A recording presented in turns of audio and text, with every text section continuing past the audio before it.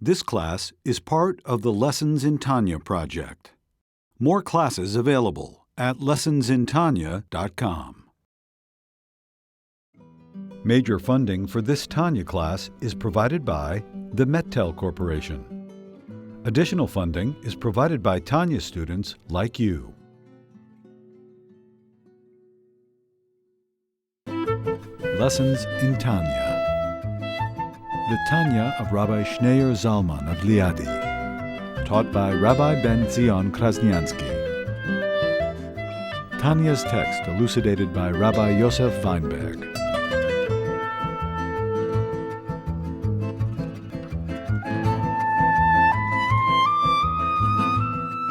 Now we begin letter number 29, page 198. We don't know who the Alter Rebbe wrote this letter to, but it's a letter discussing the value of studying the Torah, but specifically the laws of the Torah, studying the halachot. The specialty, what's so special about studying the laws of the Torah, the halachot, the code of Jewish law, which is called the crown of the Torah. A woman of valor is the crown of her husband. This verse in the book of Mishlei is a metaphor for the Torah. The Torah is also likened to a wife in another verse. See to live your life with the woman whom you love, which our sages of blessed memory explain to mean the Torah. Here too a woman of valor refers to the Torah. More specifically, within the Torah itself, the Oral Torah is the wife and the written Torah is the husband.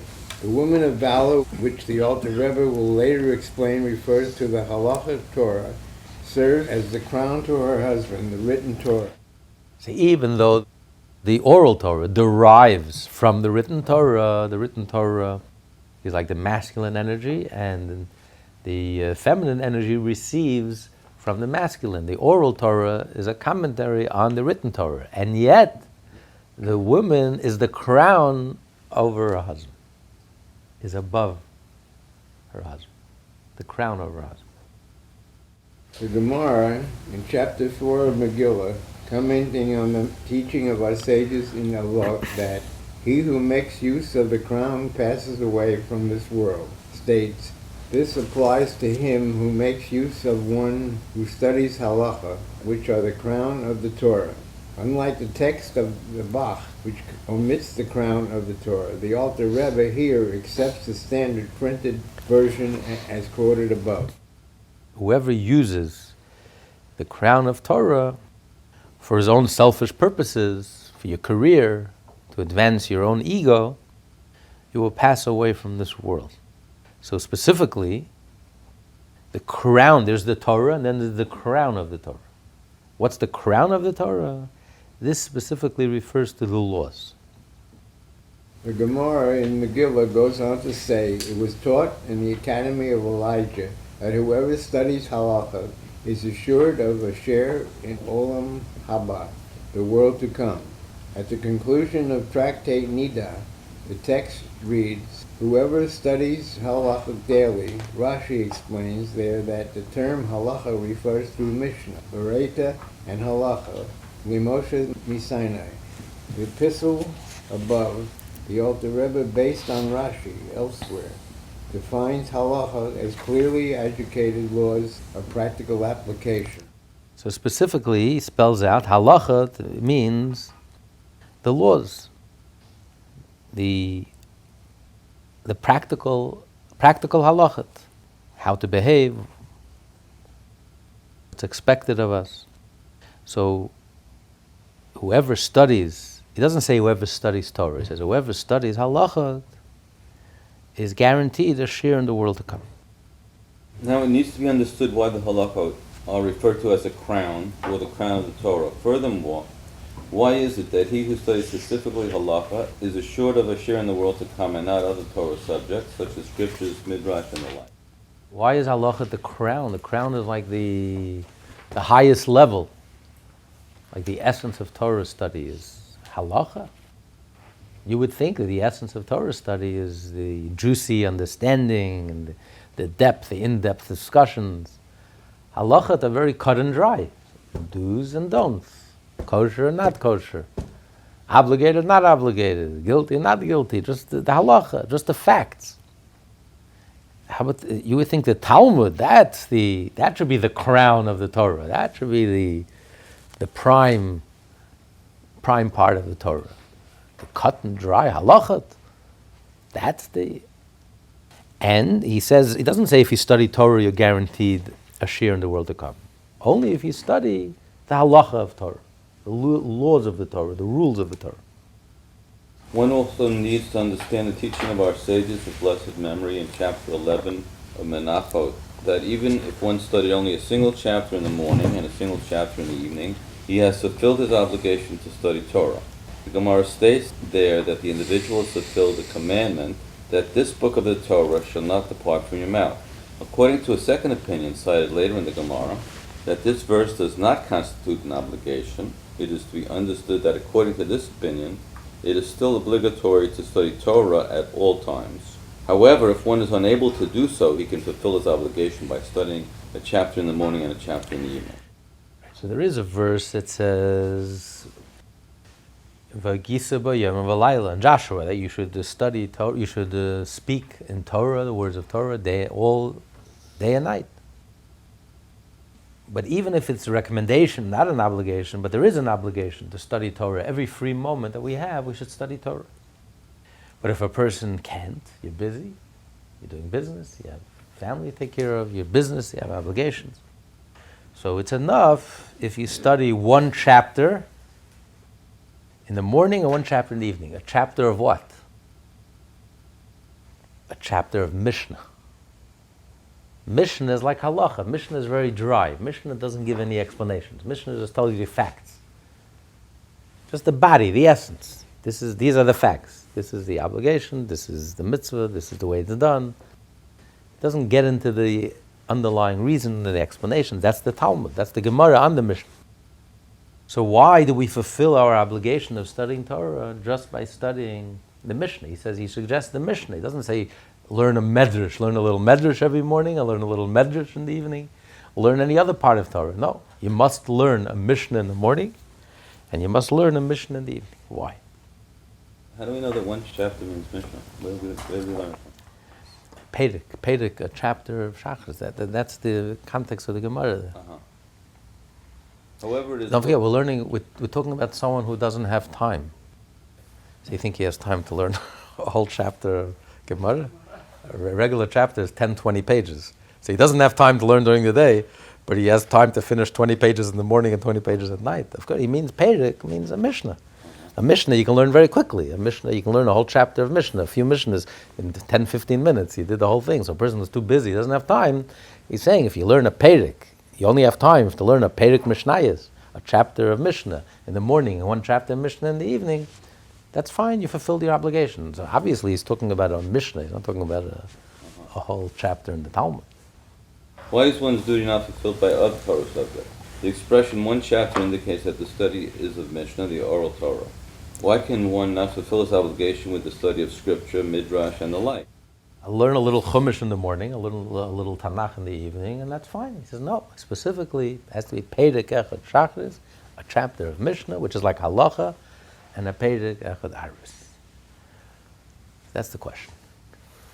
However, it is well known that Rabbi Isaac Luria, of blessed memory, stated that the soul of every Jew needs to be reincarnated many times until he will fulfill all 613 commandments of the Torah in thought, speech, and action. Every soul must fulfill all 613 mitzvot. He says, by the way, in thought, speech, and action. Because here he's emphasizing the importance of fulfilling the mitzvah spiritually. This is in the Tanya. The Tanya discusses the soul. So he says, it's not enough that you fulfill the Torah in thought, which is fulfilling the mitzvah spiritually, but you also must fulfill it in action. You have to speak, and you have to do. You have to act in the mitzvah. In the code of Jewish law, which is a code of law, Alter Rebbe brings down the same thing, but there he changes the order. There he says in action, speech and thought. Because in the Code of Jewish Law, first and foremost, primarily, the Code of Jewish Law talks about action. So he says not only that you fulfill the 613 mitzvahs in action, indeed, but in addition, you also have to fulfill it in speech and in thought. You have to have the right intent, you have to make the blessing before you do the mitzvah.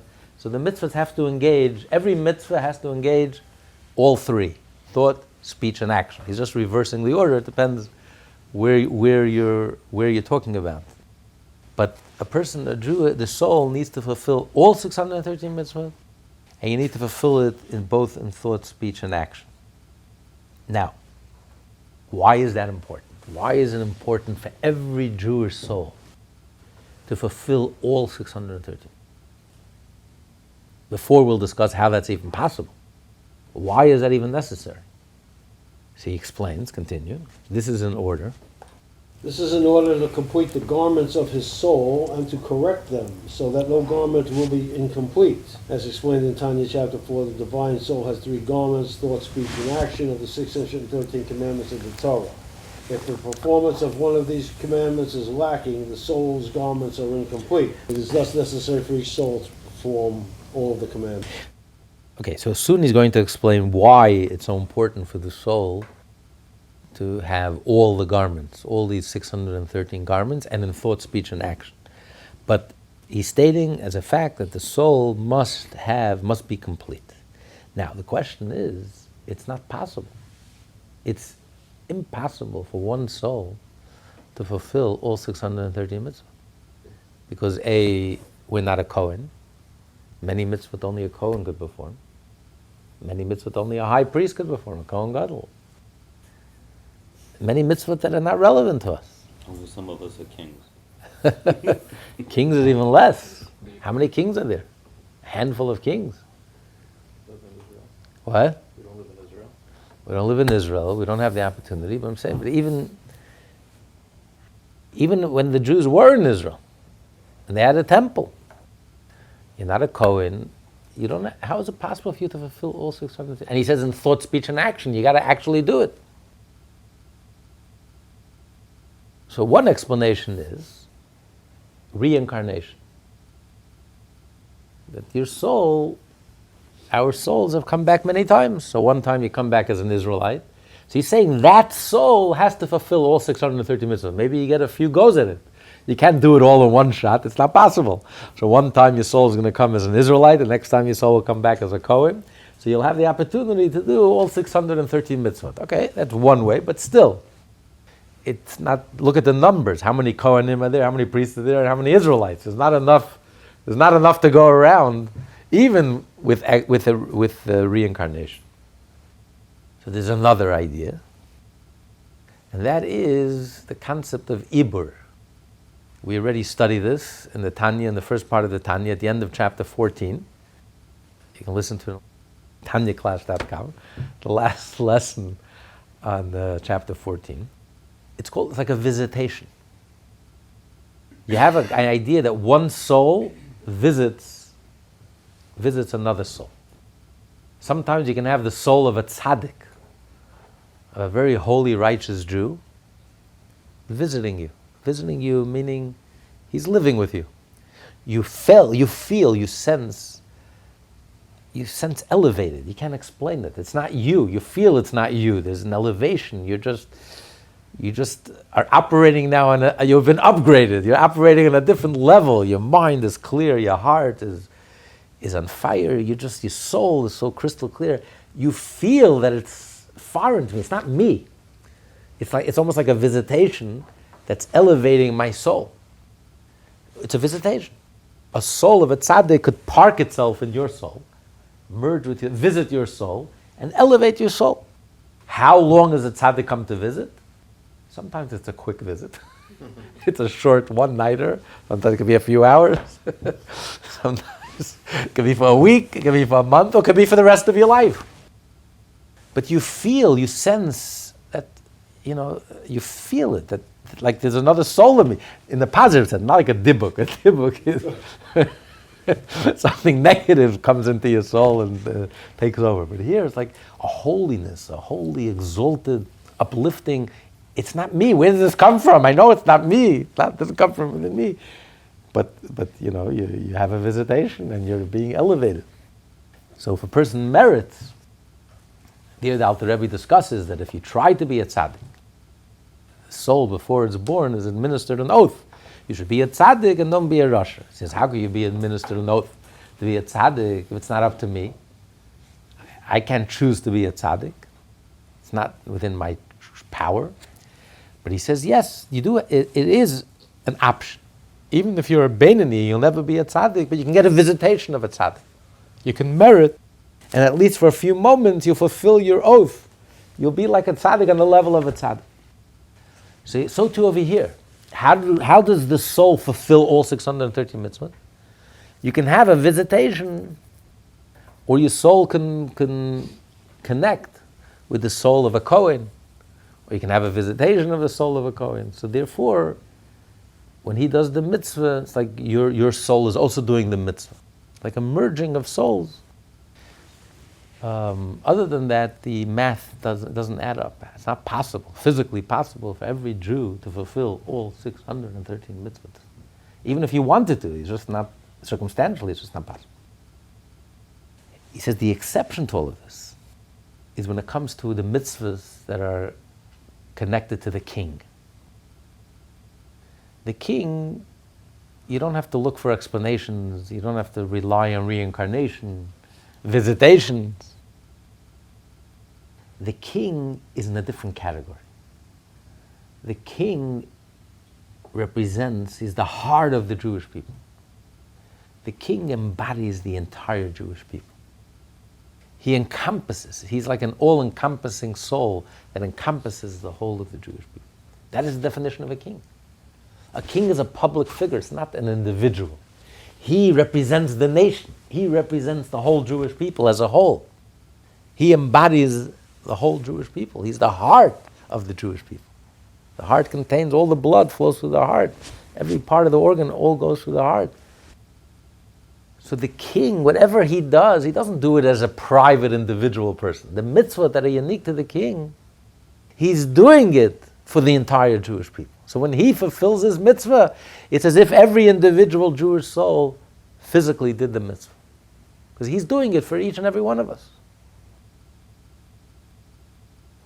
So all the mitzvah that are connected to the king is all accounted for already. Those mitzvah, it's as if my soul has done this mitzvah in thought, speech, and action. Accepted are the commandments incumbent only upon a king, because he discharges the obligation of all of Israel, as he is a corporate collective of all of them all. All the Jews are incorporated within the king, and he performs those commandments that depend upon him. Therefore considers it as if all the Jewish people had performed them. As to the other commandments, however, if in one incarnation an individual did not perform them all, he must be reincarnated so that he will be able to do so. Why must one have the garments of all 613 commandments? It's good to know that we should be careful about doing mitzvahs. It's not worth it to be reincarnated. I guess finish our mission now. Don't push it off. Today it's not even an option. We don't even have that option of pushing off to next lifetime. There is no next lifetime. Mashiach is coming now. Everything is coming to a head. This is it. So whatever we got to finish, we got to get done now. The deadline. It's Shabbos comes. It's too late. We're almost Shabbos already. It's Friday late afternoon. We had Sunday. We had Monday. So Sunday you can say, okay, I'll push off my shopping to Monday. Monday push it off to Tuesday, Wednesday, Thursday, Friday mornings, afternoon. Now there's no, can't push it off anymore. There's no next lifetime. This is it. Time is now. You want Mashiach? Now. The American prayer for patience. God give me patience and give it to me now. Time is now. Now he's going to explain the reasoning. Why is it important? Why is it so important for the soul to fulfill all 630 mitzvahs? So the Zohar says you have to have all your garments. Why do you have to have all your garments? And if I'm missing a garment, you have to have 613 garments. I mean, even from the Philippines, what was her name? How many pairs of shoes does she have? Melda Marcos. No, right, Melda Marcos. 600. 613 shoes? A few thousand, right? Right, so why is it important for us to have so many garments? Continue. The reason is in order to go up all the 613 aspects and powers of one's soul. These 613 organs of the soul must all be clothed in the garments of...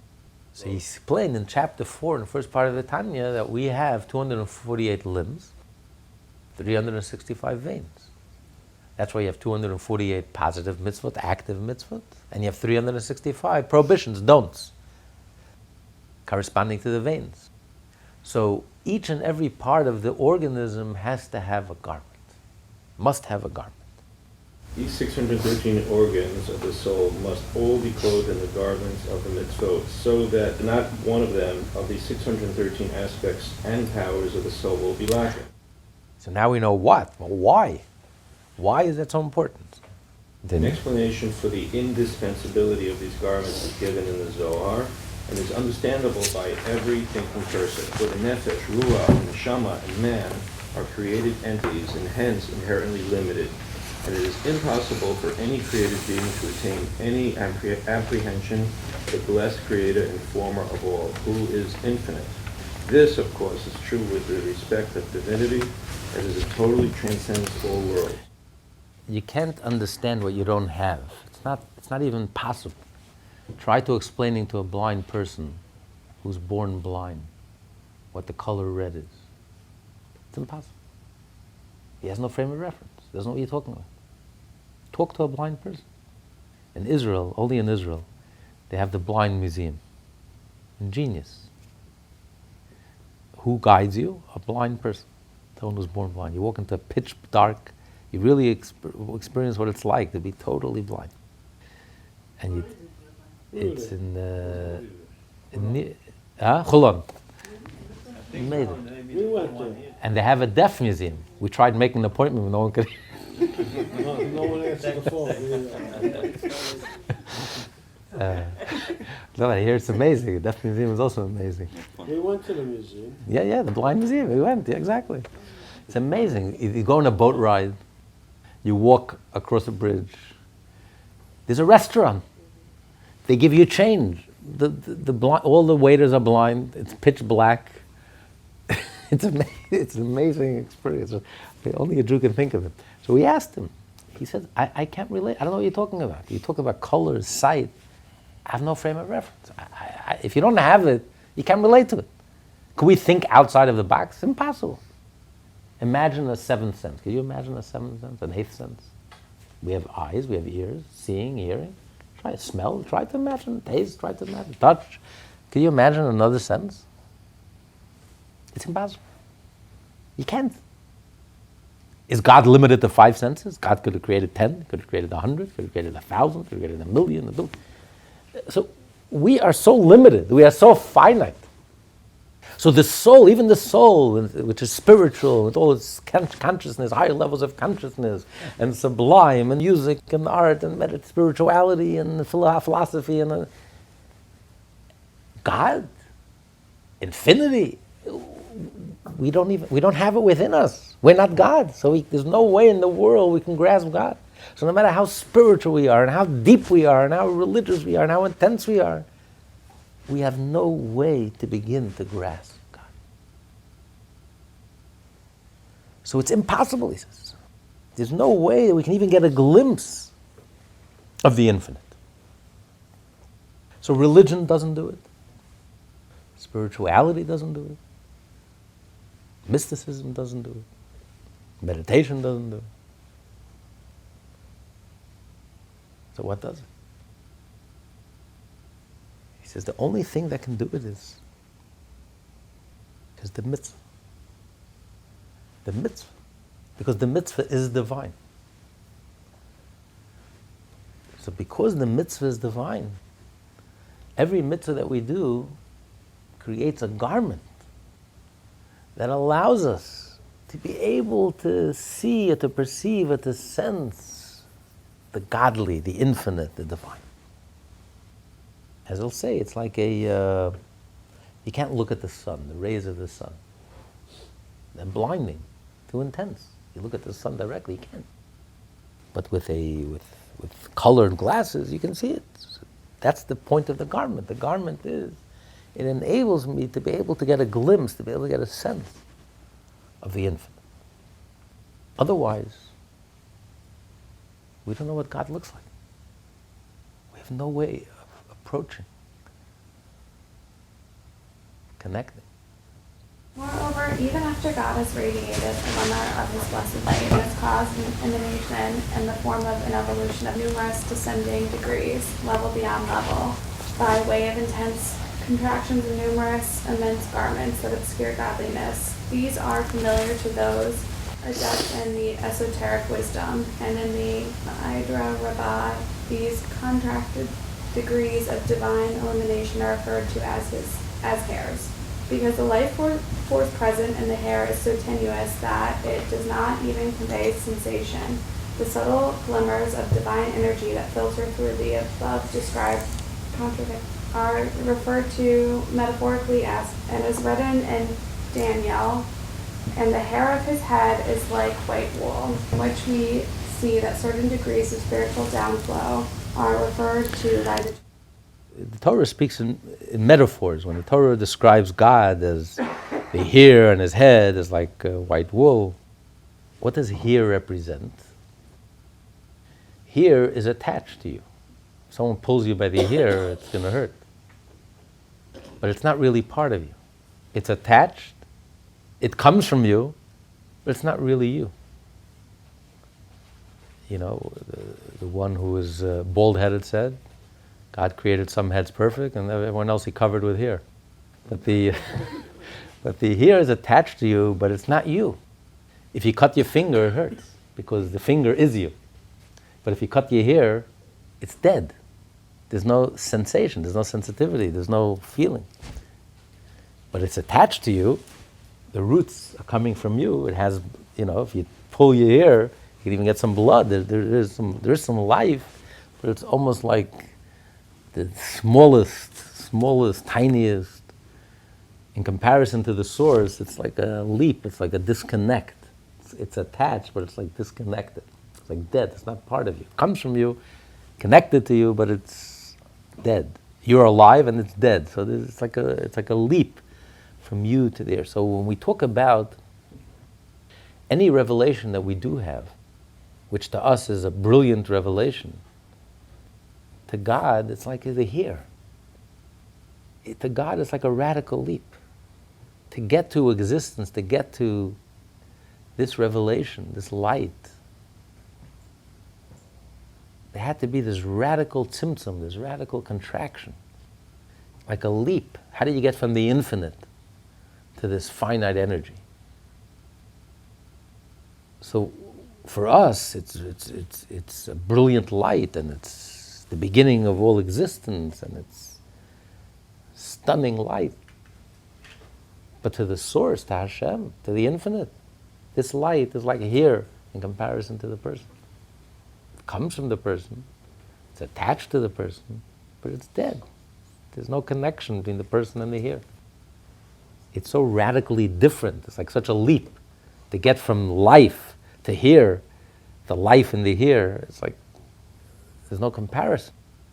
So to get from the infinite to this brilliant illumination, which is the beginning of all consciousness and the beginning of all life and the divine energy that sustains and creates the whole world, and to us it's all startling and stunning and it's overwhelming, and to Hashem, it's like here, it's completely insignificant. It's nothing.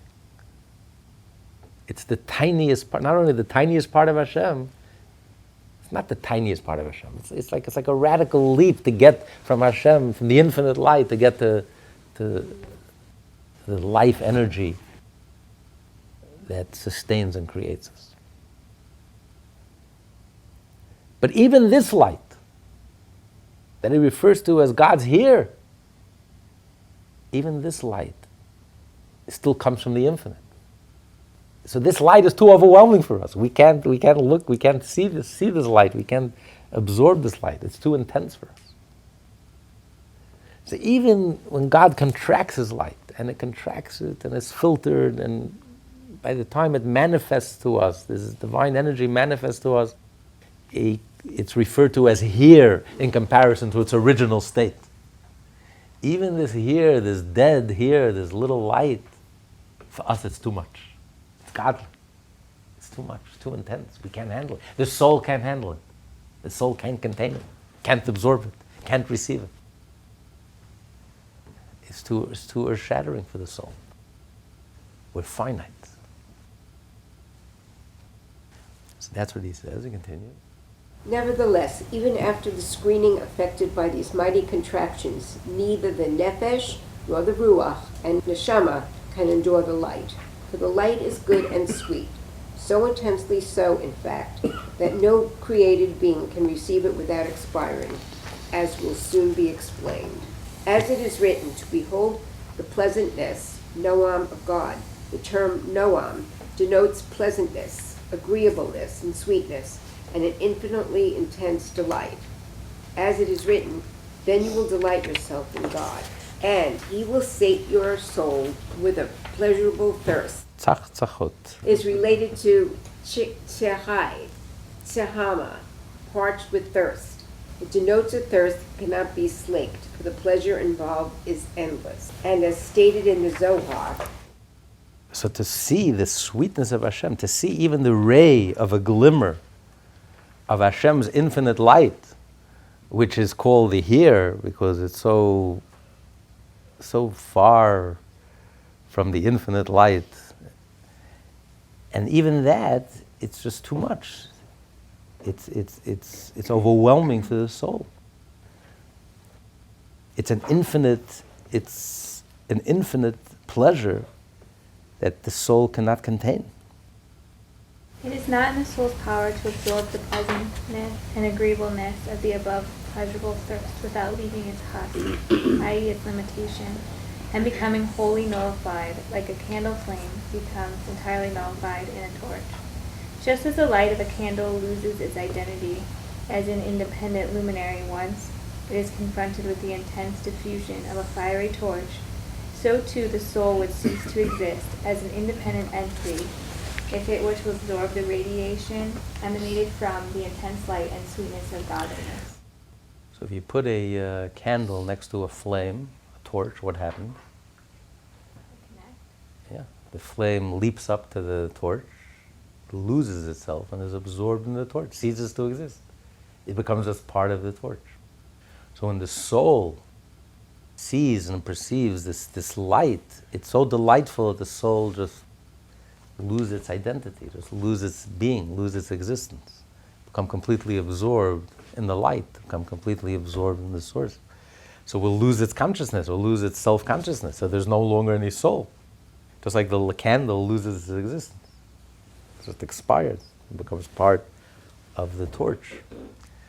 And that's not what we want to accomplish. We want the soul to remain a soul, an entity, a conscious entity, a self-conscious entity, and the soul, without nullifying itself, should be able to absorb and receive this pleasure, this divine light and this pleasure. So in order for the soul to remain a self-entity, a self-conscious entity, and to be able to receive this pleasure, to be able to receive this divine light, how is this possible? Were it not from this very light, there will evolve and issue forth some minute radiation by way of evolution of level after level, with multitudinous contractions, until a single garment is created of this contracted light, a creation akin to the nature of this light, with which to guard the nefesh, ruach, and neshama. By way of this garment, which is akin to this light, the soul can derive enjoyment from the ray of this light, and apprehend it without becoming wholly nullified out of existence. It's like a double, it works on one hand because it comes from the light, so it can withstand the intensity of the light, and it also acts as a shield and enables the soul to enjoy the light.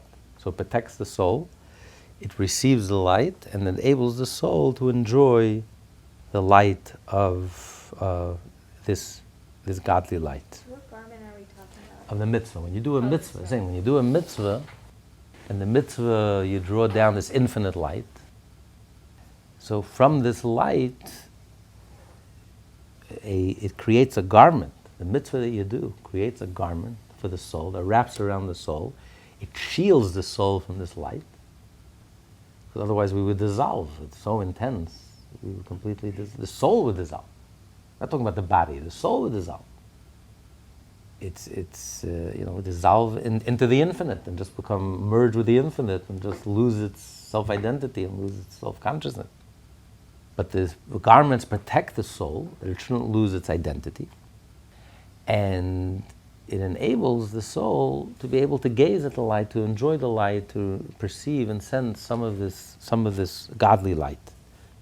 Since this garment derives from this light, it not only withstands its intensity itself, but also enables the soul to receive the light. Being a created entity, this garment can be worn by the soul. And what is this garment? It is the garment of the mitzvot. This is analogous to someone looking at the sun through a fine and lucid speculum. Thus it is written, and Moses entered the midst of the cloud, and he ascended the mountain. That is, he vested himself in the mountain, and ascended and saw by way of the cloud, i.e. the cloud served as a garment, by means of which Moses was able to receive the revelations on Sinai. Thus it is explained in the Zohar, volume 2, Parak 210 and 220. Just like you can't look at the sun directly, but you have to look at it through a glass, a thick glass or a colored glass, so then I can look at it. So too, the garment acts as a shield. It not only protects you from the light, but it enables you to look at the light and enjoy the light. And that was the purpose when Moshe had to go through the cloud. It says he was in the cloud 6 days before he went up the mountain. Cloud, and then, but through the cloud he was able to experience whatever he experienced at Sinai. So the cloud enveloped him. The cloud was like his garment, his protection, his shield. So too the soul needs these garments.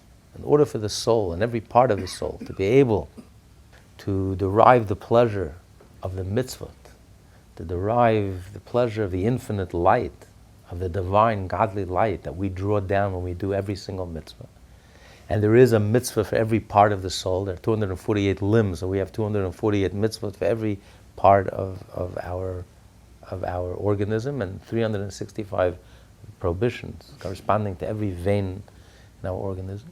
So when the entire soul, every detail, every part of the soul is shielded and wrapped around with a mitzvah, then it shields it from the infinite light. It's able to receive it, benefit from it, enjoy it, and derive pleasure from it without nullifying its existence, without being nullified. So that's why he says every soul has to come down into this world, and sometimes numerous times. We have to be reincarnated. We had to be reincarnated. Not we will have to be reincarnated because this is it, but we were reincarnated many times. We had to be reincarnated again in order to give us the opportunity to fulfill all 613 mitzvahs. This class is part of the Lessons in Tanya project. More classes available at lessonsintanya.com.